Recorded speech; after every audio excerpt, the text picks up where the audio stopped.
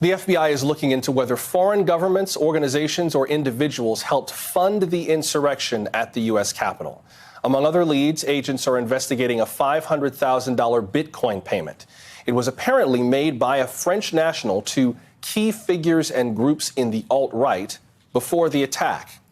On top of that, federal and D.C. area police agencies have noticed that since the riot, Russian, Iranian, and Chinese influence actors have, quote, seized the opportunity to amplify narratives in furtherance of their policy interests amid the presidential transition, unquote. Joining us now is NBC national security correspondent Ken Dilanian. He broke the story this evening.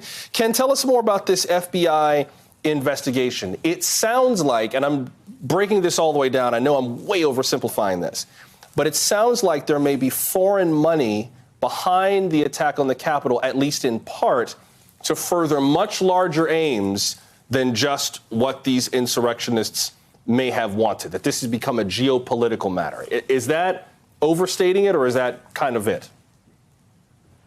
No, I think that's certainly what the FBI is investigating. First of all, they're looking at this $500,000 in Bitcoin transfers that appear to have been made by a French computer programmer who seems to have committed suicide, and this was like his last act. And while that may have seemed like it could be potentially a front for a foreign intelligence operation, people have looked at that and say, no, in fact, I think that really was a French computer programmer, but that's a lot of money that went to some significant alt-right figures on December 8th, so a few weeks before the protest. But it's larger than that, because the FBI, look, there's a long history of the Russian government making common cause with far-right and far-left extremists in the United States. And the FBI is looking to see whether there was any of that here, Russia or even other adversaries, whether there was any recruitment of these people, whether there was any funding.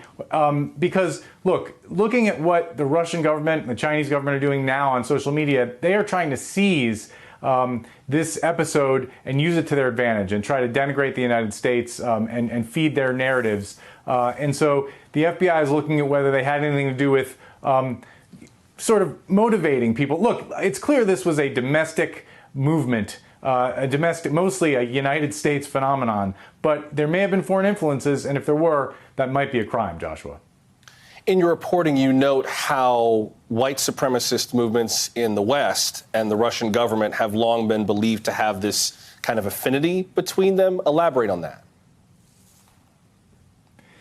Yeah, there are, the FBI has seen evidence for years, I am told, of attempts by Russian intelligence officers to infiltrate these groups, to be in their chat rooms, to recruit them. Some have even gone, some Americans and Westerners have gone to Ukraine for some kinds of training. And so there's a, there's a symbiosis here. And we even saw the Russians seeking to infiltrate the National Rifle Association, not a white supremacist group, but a right-wing Republican-oriented group. And so the question is, and some of that is not illegal, but if the Russians funded people who are intending on an insurrection and breaking the law, there are a lot of potential criminal charges. And also, it's a counterintelligence issue.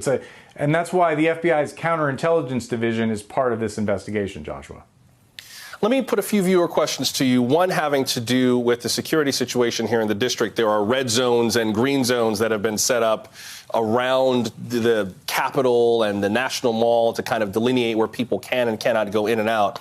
You can see there on the screen kind of the area around the Washington Monument, the Lincoln Memorial, the Capitol up to the White House. There's a security barrier blocks and blocks away from that. Carolyn asked on Twitter, do you think the fences, walls, and barriers are going to stay up in D.C. permanently? So sad for our capital city. Ken? I don't think so, Joshua. These barriers are designed to address a mass gathering of people and a potential mass demonstration. They are not needed to protect the Capitol on a day-to-day basis. We may see more fencing, more security based on what happened January 6th, which should never happen again, the infiltration of the U.S. Capitol. But what we're seeing now is about as militarized as Washington, D.C. has been, some people say, since the Civil War. Not even during World War II or after 9/11 were there this many armed troops and barriers and vehicles and streets blocked off. So that's not really sustainable, and I don't think we're going to see that going forward. Yeah, living in D.C., you get used to seeing various kinds of security presences, including for the inauguration, but not like this. One more quick question from Twitter. A viewer asked, why have we not heard a peep from the DNI, from the Director of National Intelligence? Wouldn't he be involved in protecting our capital from a terrorist attack? Where is DNI Ratcliffe? Ken, before we go? I think that's a fair question. Ratcliffe issued a press release welcoming Space Force into the intelligence community, but he hasn't said a word about these riots. And while, if you talk to people over there, they would say, look, we're mainly a foreign intelligence operation, foreign facing. The DNI includes the FBI and the National Counterterrorism Center, which grapples with these issues of domestic terrorism. There was clearly a potential intelligence failure here, and the Director of National Intelligence has not said one word about this, Joshua. NBC National Security Correspondent Ken Dilanian, we appreciate the reporting. Thanks very much. Hey, thanks for watching our YouTube channel. You should know that you can follow today's top stories and breaking news and catch up on your favorite MSNBC shows all in one place. Download the NBC News app today.